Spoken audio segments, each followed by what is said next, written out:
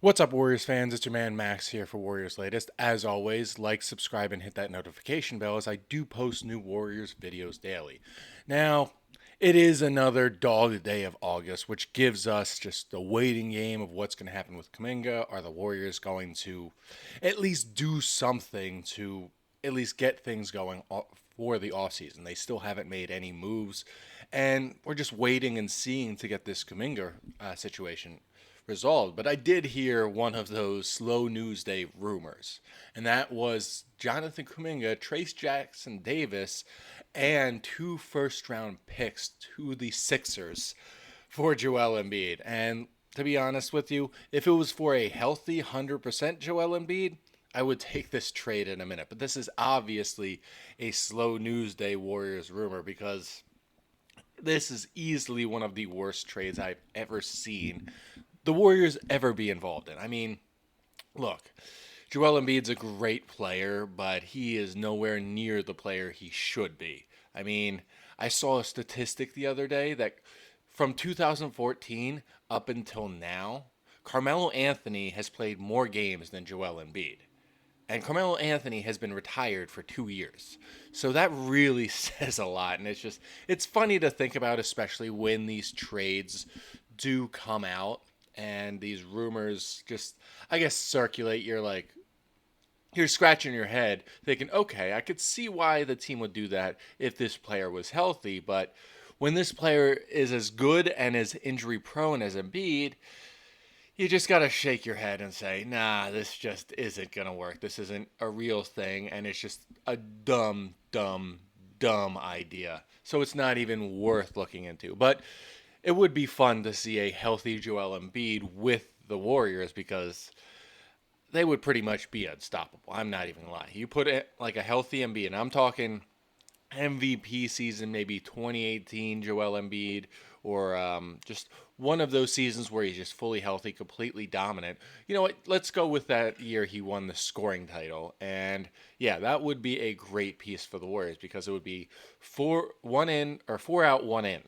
And it's either you pass it out to the perimeter for a 3 point shot or just dish it into Embiid to get that easy dunk. I mean, it's fun to think about, but looking at Embiid's contract, I don't even know how that's going to work. I believe he makes 60 million this year, and then it goes to 70, then 75, maybe even 80. I'm not 100% sure, but that contract is impossible to trade. Though I will say that contract's going to become extra valuable once it's an expiring contract because teams are just going to clamor for that and be like, just we'll give you everything. We want to get under the first apron. We want to get under the second apron. We want a decent player that's on a deal where we can at least get the money back after next season.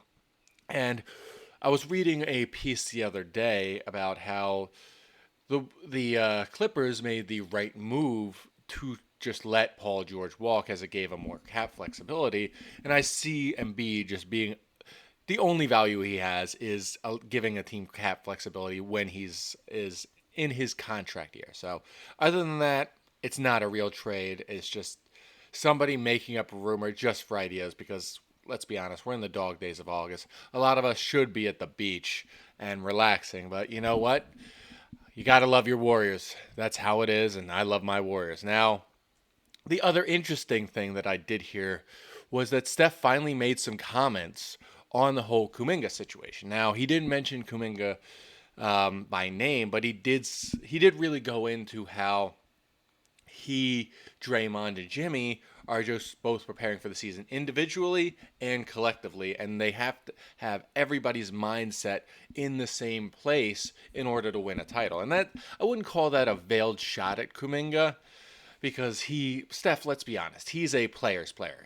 Players love to play with him. We hear LeBron, it's like, the last thing I want to do in my career is play with Steph Curry. And he's coming to the end of his career. We might actually see that happen, but you know what? It's August. No decisions are going to be made. And if they do, they're just going to come out of nowhere. But he did mention that the three of them are getting together collectively, and prepping individually so they can go on that championship run. I think that's sort of like, yeah, it's not so much a veiled shot at Kuminga. It's sort of telling him, buddy, you got to make a decision. Like, we love you, but you got to make a decision. this can't drag on any longer because we're here to win a title. You want to stay here, bet on yourself, all for it. Bet on yourself, walk next year after we win the title. Okay, go get your money. Good man, I love you for it, all of that. But in the same sense, it's like we got to be on the same page. Everything's being held up because of you. And it's Steph saying that we want stuff to happen. We need stuff to happen, and in order for us to win a championship, we need everybody to be on the same page, even if that means taking a 1 year qualifying offer and then leaving next year. So it's good to at least see Steph put that out there as just say, hey, we gotta be on the same page, even if that is a walk year kind of thing. So I do love that coming from Steph. It shows leadership, especially after his two comments. One, him being underpaid, and two, oh, all he's playing for is a championship. And it's just those two contradictory statements. But it's nice to hear him sort of get something out there to at least say something to Kuminga through the media, which I'm sure he's already said to Kuminga directly. But now this is making it more prominent.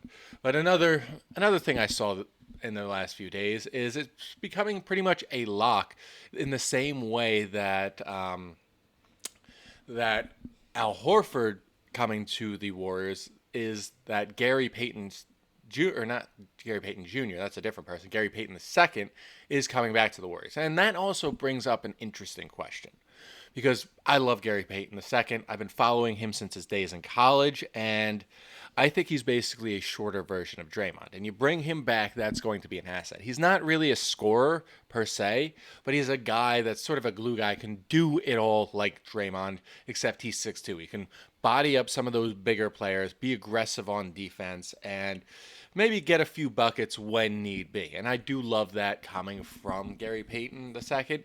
But looking at it, bringing him back, okay, you got another small guard. You already have, you got Pods, you've got Buddy Hield, and you've got Moses Moody. You're bringing in DeAnthony Melton, and you're bringing in, who is it? Seth Curry, most likely.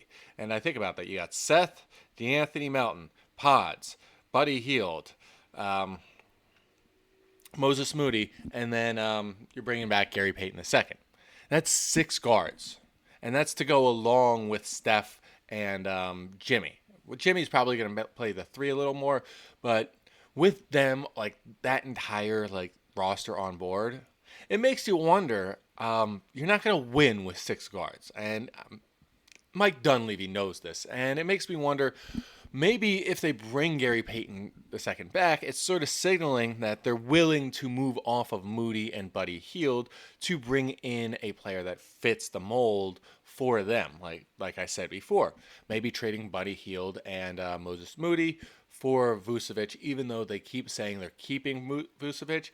But I always say, if he does good with Montenegro and Eurobasket in the coming weeks, I think that's going to change things. Maybe right before training camp they make that trade so they shore up the roster. Say Kuminga just decides to sign his qualifying offer. They get that extra, breathing room from under the second apron. They're allowed to make a few more moves on top of that. Maybe sign Horford for a lesser deal and then continue to work off of that taxpayer mid-level exception. So I am happy about that, but I just don't want to see them just carry 6 guards off the bench. That's just not going to work. So I just see it as an opportunity for the Warriors to really add on in other ways. Maybe some other players are going to become available come September, and they get into training camp, and they're like, all right, we need to move. Other teams are like, all right, we need to move some players around. This, that, and then the Warriors see that opportunity and then pounce on that opportunity in September. So I look at Gary Payton as that sort of that catalyst once the Kuminga situation is settled. He's going to sort of set off all the other trades that are going to allow the Warriors to really round out the roster. And I do love that. But bottom line is Dubs really need to force the end of the Kuminga situation. Say, hey, either you're going to sign this 2-year, $45 million deal now, or we're pulling it. And then he'll sign the qualifying offer, or the Dubs need to just start filling out the rest of the roster under the assumption that Kuminga is going to sign the qualifying offer. Because like Steph said, he wants things to really work out for the team. He wants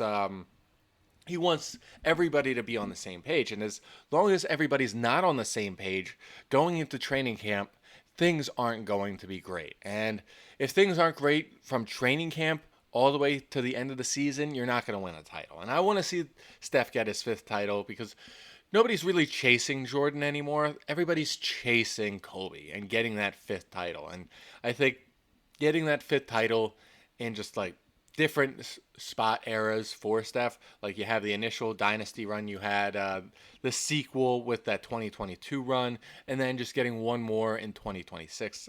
I think that would be an awesome cap off to his career, as well as getting Jimmy his first title, which he really deserves, especially after 2020 and 2023. It's just, I want to see him do that, and I want to see him succeed. So, Warriors, make a decision. Either call Kuminga's bluff or start signing other players.